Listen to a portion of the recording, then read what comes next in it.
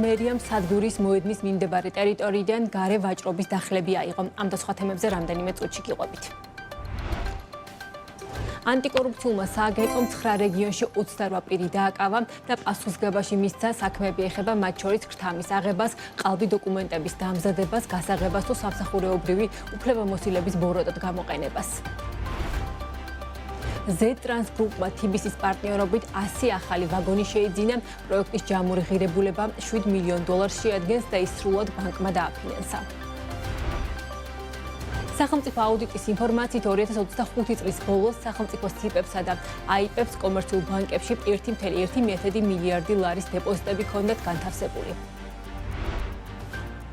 სადგურის მოედნისა და მეტროს მიმდებარედ გარევაჭრობამ მასობრივი ხასიათი მიიღო, აცხადებს თბილისის მუნიციპალური ინსპექცია, რომელმაც ტერიტორია თვითნებური სავაჭრო კონსტრუქციებისგან გაწმინდა.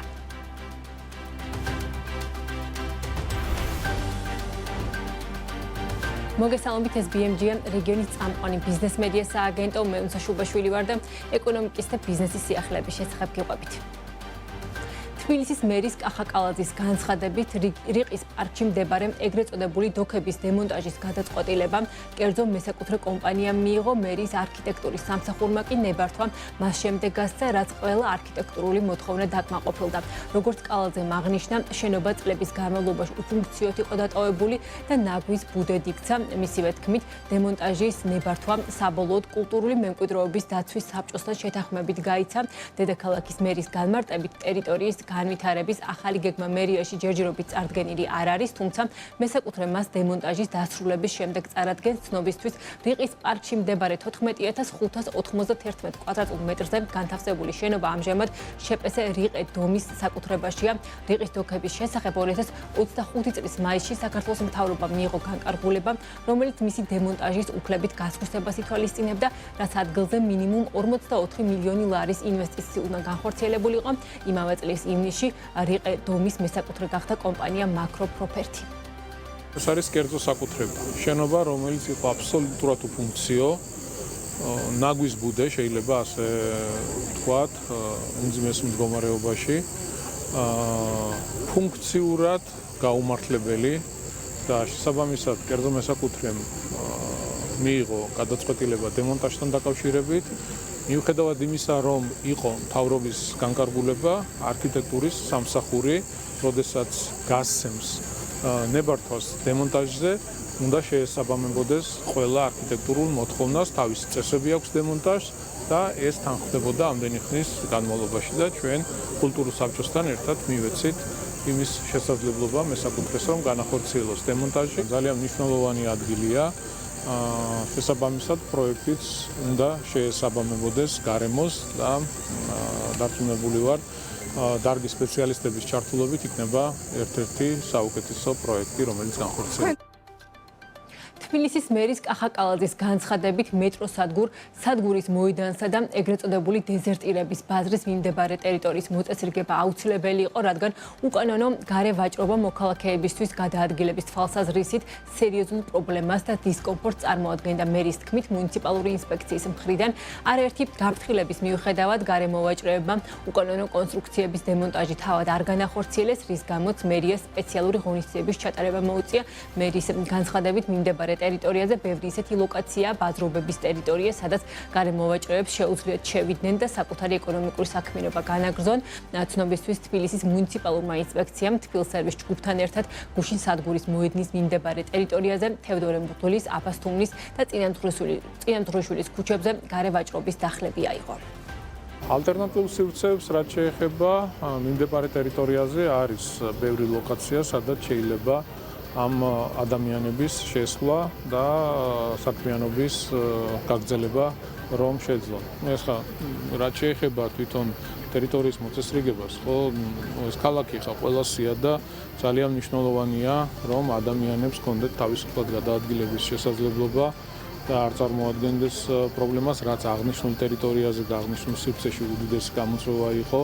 ძალიან დიდ დისკომფორტს წარმოადგენდა პირველ რიგში ირგვლივ მცხოვრები ადამიანებისთვის, გავლა შეუძლებელი ხდებოდა, შესაბამისად მოხდა ამ ყველაფრის მოწესრიგება. რაც შეეხება ნივთებს, მუნიციპალური ინსპექცია ამასთან დაკავშირებით გააკეთებს განმარტებას და ყველას დაუბრუნდება თავისი ნივთი. მიუხედავად იმისა, რომ არაერთი გაფრთხილება იყო მუნიციპალური ინსპექციის მხრიდან, რომ განეხორციელებინათ დემონტაჟი სამწუხაროდ მათ ეს არ გააკეთეს და მოგვიწია ჩვენ ამის გაკეთება. გამოვდივარ 1-5-ით, რომ პური ვიყიდო, სხვაზე ლაპარაკი არა და იგიც ასე გააკეთეს, თუ რამე მქონდეს ყველაფერი წაიღეს. მითხარი რა გზას დავადგე. დავდგები და 1-5-ით რომ საღამოს შავი პური, დიეტური პური წავიღო, დავდგები. თუ ვინმე მოვა, ან თავს მოვიკლავ და რაღაცას ვიზამ.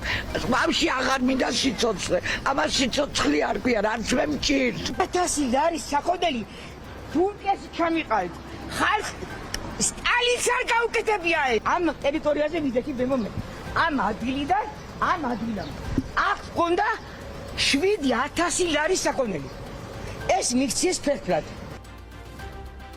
კომპანია Z-Trans Group-მა TBC-სთან პარტნიორობით მსხვილი საინვესტიციო პროექტი განახორციელა და 100 ერთეული ახალი ვაგონი შეიძინა. პროექტის ჯამური ღირებულება $7 მილიონ შეადგენს და ის სრულად ბანკმა დააფინანსა. როგორც კომპანიის ხელმძღვანელმა ალექსი ნიკოლაიშვილმა BMG-სთან ინტერვიუში განაცხადა, სავაგონო პარკის ოპერირება რამდენიმე თვე რაც დაიწყო და გადაწყვეტილების მიზეზი კი რეგიონში არსებული ვაგონების დეფიციტი გახდა, რაც ბათუმის ტერმინალში ტვირთის მოწოდების შეფერხების რისკებს აჩენდა. Z-Trans Group-ის სამომავლო გეგმებს ანაკლის პორტის პროექტსა და შუადერეფნის განვითარებას უკავშირებს. ალექსი ნიკოლაიშვილის განცხადებით, მიმდინარე მსხვილი საინვესტიციო პროექტი სწორედ რეგიონში მზარდ სატრანზიტო პოტენციალს უკავშირდება. შევიძინეთ 100 ერთეული ხოპერ ვაგონი, რომელსაც ვიყენებთ კარბამიტის გადასაზიდად. როგორც მოგეხსენებათ, ჩვენ გვაქვს ფლოუტ ტერმინალს ბათუმში და შესაბამისად ვახორციელებთ ლოგისტიკურ მომსახურებას თურქმენული, აზერბაიჯანული და შუა აზიის ქვეყნებიდან მომდინარე ტვირთების ბათუმის მიმართულებით. დეფიციტი არსებობდა ვაგონების სავაგონო პარკის რეგიონში და ამას შეიძლება შეფერხება გამოეწვია მოწოდების კუთხით ბათუმის ტერმინალში ტვირთის. გეგმები ძალიან დიდი გვაქვს, გვინდა რომ გავზარდოთ ეს სავაგონო პარკი, იმიტომ რომ ჩვენ ხედავთ რომ კლებას იწყებს ზოგადად სავაგონო პარკი და ზრდის ტენდენცია არის ტვირთების კუთხით. ტვირთი მატულობს, ამიტომ ჩვენ უნდა ვიყოთ მომზადებულები და შესაბამისად გვაქვს პროექტი, რომ 300 ვაგონამდე ავიდეთ. პროექტის ჯამური ღირებულება დაახლოებით $7 მილიონ ფარგლებში იყო და სულად ჩვენი მხარდაჭერით დაფინანსდა. შედეგად კი კომპანია Z-Trans Group-მა 100 ახალი სატვირთო ვაგონი შეიძინა, რაც საშუალებას მისცემს საქართველოში რკინიგზის ტვირთგამტარიანობის კიდევ უფრო გაზრდას. ყველა პროექტი, რომელიც ემსახურება და საბოლოო ჯამში მიზნად ისახავს აღნიშნული გამტარიანობის გაზრდას, ჩვენთვის, როგორც საფინანსო ინსტიტუტისთვის და როგორც საქართველოს ეკონომიკის განვითარებისთვის მნიშვნელოვან, ესე ვთქვათ, კონტრიბუტორს ძალიან სტრატეგიული პროექტი გამოდის. საჯარო და კერძო თანამშრომლობის PPP სააგენტოს ბაზაზე ჩამოყალიბებული ინვესტიციების სააგენტო საინვესტიციო პრიორიტეტებს არ ცვლის და მუშაობას კვლავ ენერგეტიკის, ლოგისტიკის, უძრავი ქონების, სტუმართ მასპინძლობის და ბიზნეს პროცესების აუთსორსინგის მიმართულებით გააგრძელებს. ამის შესახებ სააგენტოს ხელმძღვანელმა მიხეილ ხიდუნოვმა BMG-სთან განაცხადა. მისი ინფორმაციით სააგენტოსთვის სწორედ ეს სექტორები რჩება მთავარ პრიორიტეტად და ინვესტორების ინტერესის ძირითადად ამ მიმართულებებზეა კონცენტრირებული. მისივე განცხადებით სააგენტო პარალელურად ახალ შესაძლებლობებსაც განიხილავს და იმ სფეროებზე მუშაობს, რომლებიც გლობალური ტექნოლოგიური ტენდენციების ფონზე სწრაფად ვითარდება. ცნობისთვის წელს აწარმოეს საქართველოში სააგენტოს რეორგანიზაციის შედეგად საინვესტიციო და ექსპორტის მიმართულებები ინვესტიციების სააგენტოს ბაზაზე ჩამოყალიბდა. ძირითადი საინვესტიციო პრიორიტეტული სექტორები, რა თქმა უნდა, ჩვენ სააგენტოში რჩება უცვლელი, ენერგეტიკა, ლოჯისტიკა, უძრავი ქონება, სტუმარ მასპინძლობა, IT და BPO, ეს არის ძირითადად რაზეც მუშაობ, თუმცა ჩვენ ვფიქრობთ, რა თქმა უნდა, ყოველთვის ახალ სექტორებზე, ახალ ბრენდებზე, რადგან ვითარდება ზოგადად სოფლიო, ვფიქრობ ძალიან აქტიურად დატა ცენტრებზე, განსაკუთრებით AI დატა ცენტრებზე, ანუ ხელოვნური ინტელექტის დატა ცენტრებზე, ამიტომ ვაგრძელებთ მუშაობა. ასეთი იყო ამ დროის საქმის კურსი, ჩვენ უკვე ერთმანეთს 15 საათსა და 30 წუთზე შეხვდებით დროებით.